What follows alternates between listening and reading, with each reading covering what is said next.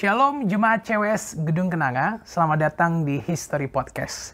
Hari ini sudah bersama-sama dengan kita seorang hamba Tuhan, sekaligus seorang pendeta, gembala, yang juga bergerak dalam kegerakan-kegerakan doa khususnya bagi bangsa dan negara.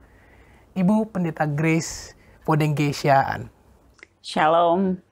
Apa kabar Kak Grace? Baik, puji Tuhan. Oke, saat ini Kak Grace di masa pandemi, apa aja sih kegiatan yang lagi Kak Grace lalui? Saya selama masa pandemi tetap pelayanan walaupun online. Tetapi ya saya lakukan apa saja yang bisa dilakukan sih dalam pelayanan. Tetap ada konseli-konseli, tetap pelayanan doa walaupun secara online. Iya Kak Grace, walaupun memang nggak bisa bertemu, tapi secara online bisa difasilitasi gitu. Mungkin bisa diceritakan juga Kak Grace ke jemaat, bagaimana pengalaman pelayanan di masa pandemi, khususnya mungkin ketika Kak Grace mendoakan orang lain, gitu. Atau ada doa juga mengenai pelepasan dan sebagainya yang memang biasa Kak Grace lakukan selama pelayanan di dalam kehidupan Kak Grace. Iya, bagi saya sih secara pribadi tidak ada masalah dengan pelayanan. Apakah online atau onsite, yang terpenting ya kita ngikuti aja pelayanan-pelayanan yang dibukakan Tuhan ya. Saya sih cuma percaya bahwa kalau kita mau melayani Tuhan, Tuhan sendiri yang bukakan jalan buat kita. Jadi istilahnya kalau saya bisa pakai ya, kita ini kan penggarap, pelayan penggarap. Betul. Yang lahannya itu Tuhan. Iya. Jadi dia siapkan tanahnya dan dia siapkan benihnya. Alatnya ya kita yang kerjakan. Jadi selama ini saya tetap melayani, bahkan banyak melayani juga orang-orang yang di luar yang dilayani, maksudnya di luar jemaat. Jadi orang yang menghubungi entah lewat sosial media, telepon, video call, jadi pelayanan tetap berjalan. Bahkan yang di luar jangkauan Kak Grace, di luar Pulau Jawa gitu ya Kak Grace, sampai tadi ada di Papua dan lain-lain juga Kak Grace layani. Justru satu hal yang saya belajar di masa pandemi ini adalah bagaimana Tuhan memberikan sebuah kesempatan dan sebuah pengertian baru melalui pengalaman bahwa pelayanan yang sesungguhnya itu tidak dibatasi oleh apapun. Jadi di masa pandemi ini saya tidak menghitung satu demi satu, tetapi Tuhan mempertemukan dengan orang-orang yang bukan ada di Jakarta, dan bahkan tidak saya kenal, dan sampai hari ini saya tidak kenal, karena mereka menghubungi saya entah lewat sosial media, juga lewat temannya dari teman, punya teman. Jadi mereka datang, dan beberapa kali orang meminta doa dari sosial media, melalui messenger, kemudian diteruskan, di follow up. Kemudian ada yang melalui orang lain. Saya berapa kali mendoakan orang-orang secara video call di rumah sakit. Kemudian melakukan pelayanan pelepasan kepada orang-orang yang ada di luar pulau. Ada yang di Sumatera Utara, yang menghubungi lewat sosial media. Ada yang di Kalimantan. Ada yang di Papua. Ada yang di Nias. Dan sampai hari ini saya belum pernah ketemu langsung. Tetapi ada kontak. Dan hampir semua itu adalah orang-orang muda yang ternyata perlu dilepaskan dari pekerjaan kegelapan. Dan di situ Tuhan memberikan sebuah pelajaran buat hidup saya secara pribadi bahwa kita tidak dapat membatasi Tuhan di dalam pelayanan, dan tidak ada keadaan yang dapat membatasi Tuhan untuk membawa kita yang mau melayani Tuhan. Itu sih. Ini di awal aja kita udah belajar banyak banget Kak Grace, bahwa walaupun masa pandemi justru orang berpikir akan terbatas dalam pelayanannya, tapi Kak Grace sendiri merasa bahwa ini nggak terbatas, justru semakin bisa melayani, semakin luas jangkauannya. Spesifik cerita ada nggak Kak Grace terkait pelayanan yang Kak Grace lakukan khususnya secara online ini? Ada beberapa sih, jadi saya belajar untuk mengambil waktu di rumah itu atau kemanapun untuk melakukan sesuatu yang saya berdoa. Memang doa saya tiap pagi adalah Tuhan bawa saya ketemu dengan jiwa yang perlu dibawa kepada Tuhan. Saya selalu terharu dengan satu pujian yang urapi kami Tuhan dengan kuasa Roh Kudus, membebaskan jiwa yang terbelenggu. Dan itu mendorong saya. Jadi kalau saya menuliskan sesuatu, saya berharap itu dapat berdampak. Dan saya ngerekam selain untuk firman Tuhan disampaikan di gereja, tapi beberapa kali juga diminta untuk berbicara di gereja-gereja lain, persekutuan yang lain. Tetapi ada beberapa hal yang Tuhan bawa saya. Satu saat juga saya pernah lagi menyetir. Lagi nyetir, tiba-tiba Tuhan bawa saya untuk membuat sesuatu perenungan. Waktu itu saya ingat ada beberapa hal yang saya rekam. Saya berhentikan mobil dan saya rekam. Itu tidak ada teksnya. Saya ngalir aja. Dan satu kali di pemakaman, di kuburan maksudnya, bukan pemakaman. Ketika saya datang ke sana dan saya berpikir, ngapain sih Tuhan saya bolak-balik ke sini? Biarlah saya melakukan sesuatu, dan saya merekam satu renungan tentang menghitung hari. Dan ternyata mendapatkan respon yang luar biasa. Sampai hari ini saya cek masih ada yang tetap menonton itu. Jadi renungan 5 menit. Dan ada banyak hal. Tetapi ada hal yang spesifik juga yang Tuhan ajarkan itu. Karena selama ini sebelumnya saya dibawa Tuhan untuk melayani dalam deliverance ministry secara pribadi ya. Secara pribadi. Saya ikut aja. Nah, saya punya pengalaman di masa pandemi. Dari sekian banyak pengalaman, ada satu yang sangat berkesan karena saya belajar banyak. Bahwa Tuhan bukan hanya melepaskan orang ketika kita letakin tangan, kita berdoa. Ada beberapa yang video call, tapi ada satu gadis di Binjai yang waktu satu kali saya selesai menara doa dari online, saya melihat notifikasi Facebook ada seorang yang add friend. Dan saya lihat perempuan, saya terima. Mungkin udah jam 9:30 malam. Kemudian dia langsung bilang, "Ibu, bolehkah saya minta doa?" "Oh iya, kenapa?" "Saya sakit." Nah, dalam percakapan singkat di chat itu, tiba-tiba dia berkata, ibu ini sebenarnya siapa?" Saya bilang, "Lah, kan tadi kamu udah tanya, saya hamba Tuhan." "Kenapa ketika berbicara dengan ibu, saya merasa terbakar. Saya merasa sekeliling saya dikelilingi oleh api, dan saya merasa sakit seluruh badan saya." Nah, karena saya Tuhan membawa dalam banyak pengalaman dengan melepaskan orang dari roh jahat, jadi roh saya memberikan sinyal itu. Akhirnya saya menuntun dia, saya bicara, saya tidak menghentikan chat. Saya bilang, baca ini, kamu ikuti saya. "Tidak," dia katakan. Saya teruskan. Saya kasih ayat, "Baca ini. Ibu, tolong saya. Jangan buat saya menderita. Saya tidak membuat engkau menderita. Tuhan justru mau melepaskan kamu. Baca ini." Semakin lama dia bilang, "Ibu, tolong, saya mohon hentikan pembicaraan ini." Padahal dia yang minta tolong. Karena saya sedang dalam posisi telungkup. Saya tidak kuat dengan setiap apa yang dikatakan. Dari situ saya minta nomor teleponnya. Itu cerita singkat. Dan itu tahun yang lalu, sekitar bulan Mei Juni. Dan hari ini anaknya ada di Sekolah Tinggi Teologi di Binjai. Satu hal bahwa saya mendapat pengalaman bahwa Tuhan itu tidak dibatasi oleh manusia. Awal pertama kali saya mengetahui seorang bisa dijamah oleh Roh Kudus dan dibebaskan melalui chat messenger. Kemudian saya follow up. Sampai hari ini dia masih tetap berhubungan dengan saya. Jadi ada banyak yang lain, tapi itu yang saya mau katakan bahwa kita kerjakan apa yang kita dapat kerjakan. Tuhan yang buka lahannya, Tuhan yang siapkan benihnya, Tuhan yang tunjukin caranya.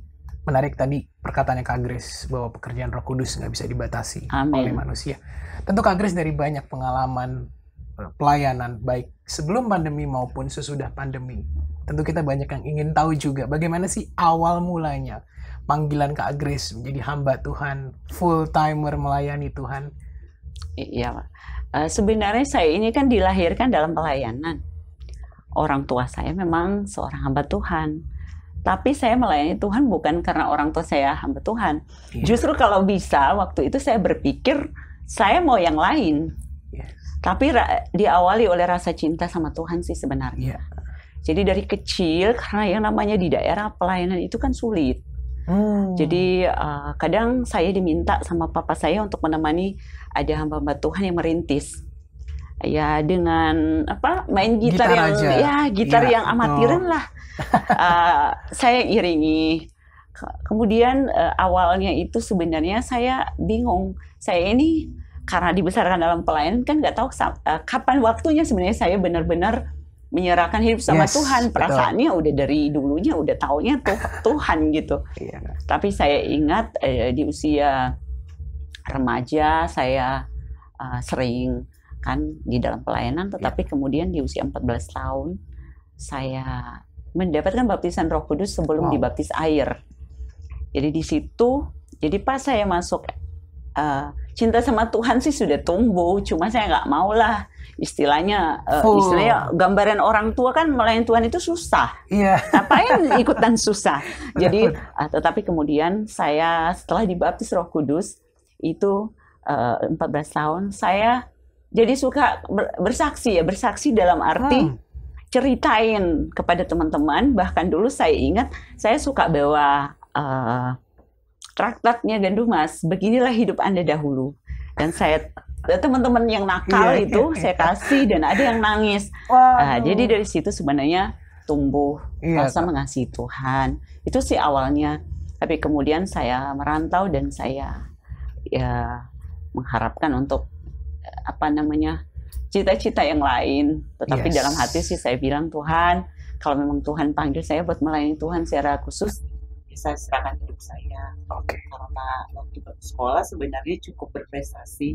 Sehingga kakak saya dan mama saya bilang, ngapain kamu jadi pendeta? Kamu bisa jadi yang lain. Kamu dapat ranking 1 terus, kenapa sekarang mau kuliahnya jadi pendeta? Dalam hati saya pikir, kita beri yang terbaik dari hidup ini pada Tuhan. Jadi itu awalnya sih.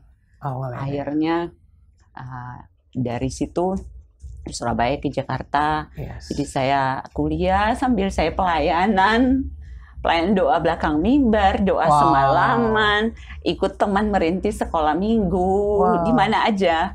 Kemudian sambil saya kuliah. Jadi hidup benar-benar dari masih kuliah itu udah hidup dari iman lah. Tidak bergantung sama siapapun selain pada Tuhan. Jadi di situ saya lihat bahwa dari cinta pada Tuhan, Tuhan teguhkan, Tuhan kuatkan, Tuhan yakinkan itu. Saya kan pendiam sebenarnya. Tetapi saya dalam hati saya aja, bahwa Tuhan bawa saya kemanapun. Tuhan mau. Tuhan tutup jalan yang bukan Tuhan mau. Tuhan bukan jalan hanya yang Tuhan mau. Dan ya puji Tuhan, ya Tuhan arahkan ke sini. Dan satu hal saya tahu bahwa panggilan Tuhan itulah yang meneguhkan kita di tengah kesusahan. Bahwa Tuhan yang panggil, Tuhanlah yang bertanggung jawab. Itu menguatkan. Itu sih awalnya kayak Yos juga. Jadi maksudnya dari mudahnya. Jadi cinta pada Tuhan, semakin lama semakin cinta sama Tuhan. Akhirnya yang benar-benar memberi diri sepenuhnya. Ketika masih muda ya Kak? Dari muda sampai sekarang. Dan dulu kuliah di mana untuk teologinya? Di sini. Di Jakarta? Jadi saya kan sambil melayani sebagai sekretaris misi. Di CWS ya? CWS. Jadi, tapi latar belakang saya memang kan dari keluarga pelayan Tuhan. Keluarga besarnya juga banyak pelayan sih. Tapi saya melayani Tuhan bukan karena keluarga adalah pelayan. Panggilan. Tapi karena saya diteguhkan dengan panggilan Tuhan secara pribadi. Dulu berarti masih STT Eklesia kalau nggak salah. Oke Kak, perjalanan panjang Kak Grace pelayanan tentu bukan hal yang mudah Kak.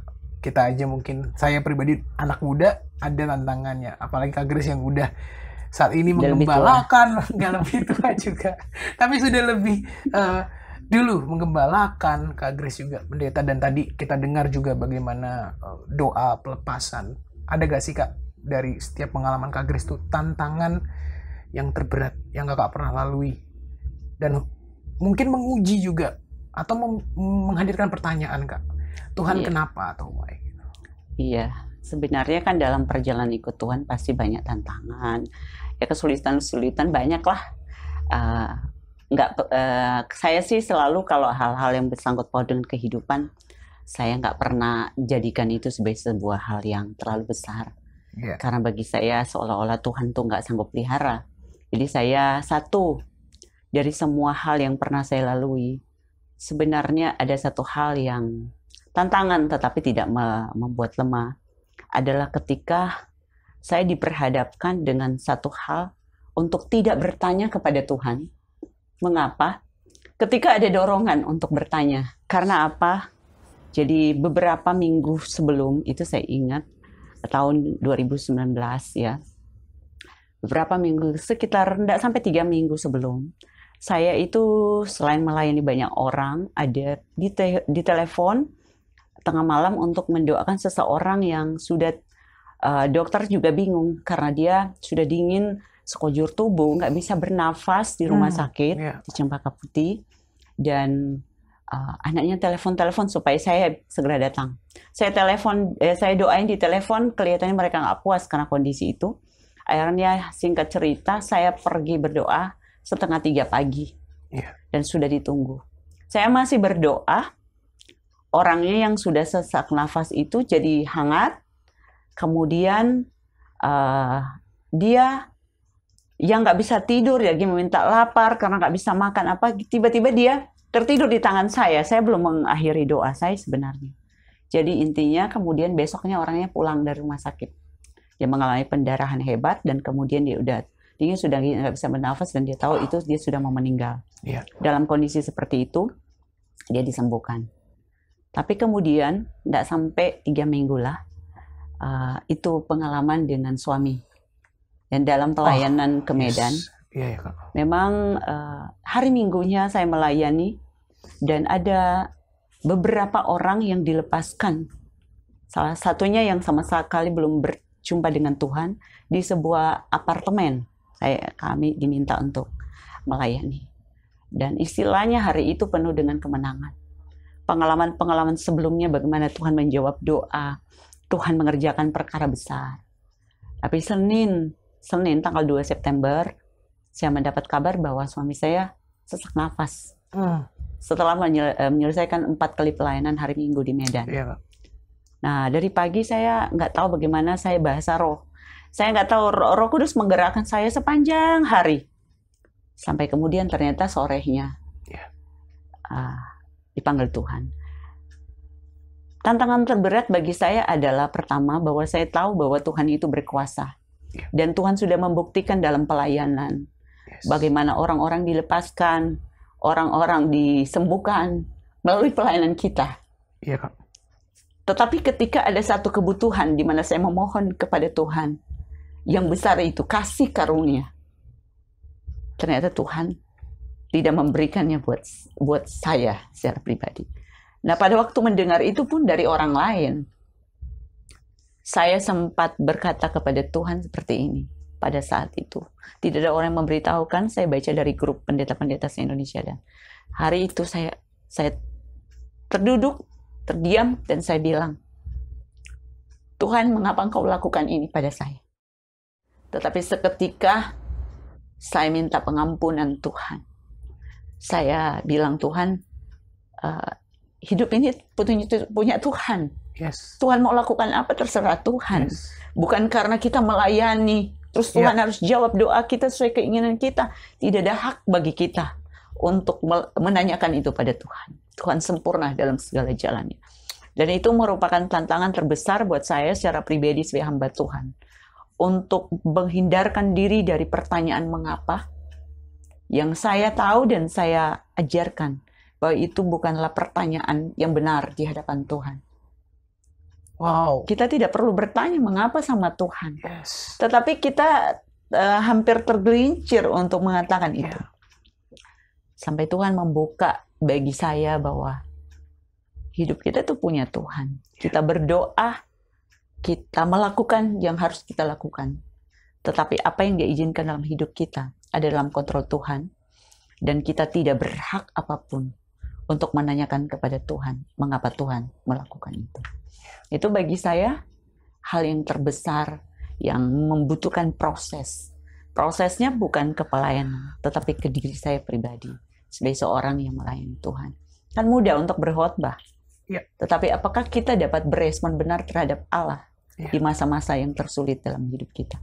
Itu sih menurut saya. Ya Kak, jadi memang pertanyaan why atau mengapa itu yang justru kita nggak usah perlu tanyakan sama Tuhan. Iya, karena itu pertanyaan yang seorang yang belum terlalu mengenal siapa Tuhan yang dia percaya. Wow. Karena kita tahu Tuhan itu setia. Tuhan itu pegang segala sesuatu. Iya. Jadi semakin kita mengenal Tuhan, mengenal pribadinya, maka sebenarnya kita percaya kepada Allah yang kita percayai. Iya. Bagaimana Kak supaya kita atau jemaat juga bisa belajar untuk menuju proses nggak bertanya why gitu. Apa yang dibangun, kehidupan doa yang seperti apa, jam worship dan lain-lain yang mungkin Kak Grace bisa bagikan ke kita semua. Pertama sih menurut saya ya dari pengalaman saya dan interaksi terhadap firman adalah perspektif kita. Jadi semua mulai dari cara pandang. Jadi kalau kita ini punya pandangan yang benar, pengertian yang benar tentang firman, itu akan menggerakkan kita untuk berespon yang benar terhadap segala sesuatu. Yes. Jadi perspektif kita harus dibentuk sesuai firman. Baru kita bisa melakukan ya doa penyembahan. Memang di masa itu saya tahu yang menolong saya Roh Kudus. Yeah. Dan apa yang saya lakukan, ada masa di malam hari di mana saya ingin berteriak. Karena sesuatu di dalam hati saya itu nggak bisa disembunyikan. Tetapi disitulah kemudian saya berbahasa roh. Saya berbahasa roh dari firman Tuhan bahwa Roh Kudus menolong kita, menguatkan kita berdoa dengan bahasa-bahasa yang keluhan yang tidak terkatakan. Dan ternyata di situ saya menemukan kelegaan. Jadi setiap kali datang hal yang menekan sekali, saya berbahasa roh. Dari ya entah orang percaya atau tidak, tetapi saya punya pengalaman pribadi untuk menggerakkan Roh Kudus, membiarkan dia mengalir melalui hidup saya. Wow. Jadi mencuci piring apa? Saya bahasa roh kenapa? Karena saya tahu saya nggak bisa kuat. Yes. Kalau saya mengingat semuanya, jadi pikiran manusia ini kan nggak boleh dibiarkan kosong. Saya bahasa roh, saya menyanyi. Kadang ada masa loh di mana kita sebenarnya nggak bisa nyanyi, nggak bisa doa dalam konteks ada di masa kesedihan dan tekanan yang luar biasa. Ya kita kan manusia biasa. Yes, Kak. Yang kita nggak bisa, ya kita nggak usah pura-pura di hadapan Tuhan. Kita ini kita. Apa adanya. Jadi yang saya lakukan adalah berbahasa roh. Berbahasa roh. Dalam arti kita membiarkan Roh Kudus itu bergerak, mengalir dalam diri saya, menguatkan roh saya sendiri. Jadi itu sih, karena ada masa jujur boro-boro berdoa. Walaupun masa itu masa 3 hari saya kehilangan dan diminta orang mendoakan papanya di Batam. Wow. Kak tolong, papa saya kayaknya perlu dilepaskan, ini tolong doa. Video call Kak, saya dalam keadaan kesedihan, saya tahu bahwa itu tidak baik untuk doa pelepasan. Saya harus memenangkan diri saya sendiri. Saya doakan juga. Tapi yang saya lakukan di tiap hari adalah membangun diri saya sendiri. Karena bahasa roh itu kan membangun diri sendiri.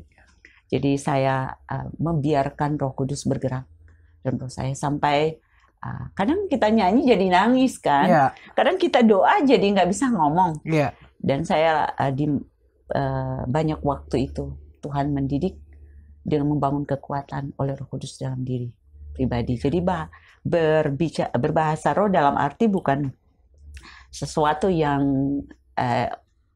kita tiru dari orang, maksudnya sesuatu yang dari dalam diri sendiri. Dan Roh Kudus membantu kita dalam kelemahan kita kan. Kata firman Tuhan dalam Roma 8. Wow. Jadi di masa itu kita biarkan Roh Kudus. Ya kadang kalau saya selalu berusaha jujur kepada Tuhan dan kepada diri sendiri. Kalau sedih ya sedih, tapi saya selalu bilang Roh Kudus, tolong saya. Roh Kudus, tolong saya. Dan Roh Kudus benar-benar adalah sahabat kita, penolong yang sejati. Penolong yang sejati dan sangat setia ya Kak. Ada bersama-sama dengan kita. Iya. Mungkin Kak Grace bisa kasih pesan-pesan juga Kak kepada seluruh jemaat CWS Gedung Kenanga untuk bagaimana bisa tetap setia melayani dalam kondisi dan keadaan apapun. Kita hanya bisa setia kepada Tuhan sebenarnya kalau kita mengenal Tuhan dari dekat. Jadi bukan mengenal Tuhan sekedar dari khotbah atau dari pengajaran manapun, dari bahkan orang-orang yang terkenal, tetapi mengenal Tuhan dari pengalaman hidup. Salah satu hal yang bisa membuat kita setia adalah ketika kita belajar dari perkara-perkara yang kecil. Melihat bahwa hidup ini adalah anugerah. Melayani Tuhan adalah anugerah, saya selalu melihat itu. Kalau kita masih hidup, kita bernafas, kita diberi waktu, kita diberi karunia. Serahkan seluruh hidup kita pada Tuhan. Lakukan apa yang kita bisa lakukan. Dan kesetiaan itu satu proses yang akan bertumbuh melalui waktu. Ketika kita belajar untuk mengikuti pimpinan Tuhan dalam kehidupan kita. Dan yang pasti orang yang setia kepada perkara kecil akan dipercayakan perkara-perkara yang besar. Dan dasar dari kita setia karena Tuhan itu setia. Tuhan bilang kalau kita setia, Tuhan lebih lagi setia. Jadi kadang kita mengejar sesuatu, kita mengejar berkat, mengejar mujizat. Tinggalkan itu. Kejarlah perkenan Tuhan dalam hidup kita. Karena di mana ada perkenan Tuhan, di situ ada kasih karunia. Dan di mana ada kasih karunia, di situ ada kekuatan, ada berkat, ada mujizat, ada perkara-perkara besar. Jadi setia kepada Tuhan itu menjadi satu bukti dari penyerahan hidup kita kepada Tuhan. Yes, terima kasih banget Kak Grace untuk pesan-pesannya. Tentu saya pun yang ada di samping sangat terberkati sekali untuk seluruh jemaat CWS Gedung Kenanga. Dan tentunya kita belajar banyak hari ini apa yang disampaikan Kak Grace, baik pengalaman pribadi dan juga bagaimana kita harus tetap setia cara-caranya dan setia kepada perkara yang kecil. Nanti Tuhan percayakan kepada perkara yang besar. Dan tentunya untuk seluruh jemaat jangan lupa untuk subscribe, juga bisa di like dan juga bisa di share YouTube dari CWS Gedung Kenanga. Dan bisa di-share ke siapapun, ke keluarga, ke adik-adik, saudara, dan teman-teman lainnya. Demikian podcast History hari ini. Terima kasih sekali lagi Kak Grace untuk waktunya. Terima kasih. Dan Tuhan Yesus memberkati kita semua. Sampai ketemu di podcast episode yang kedua.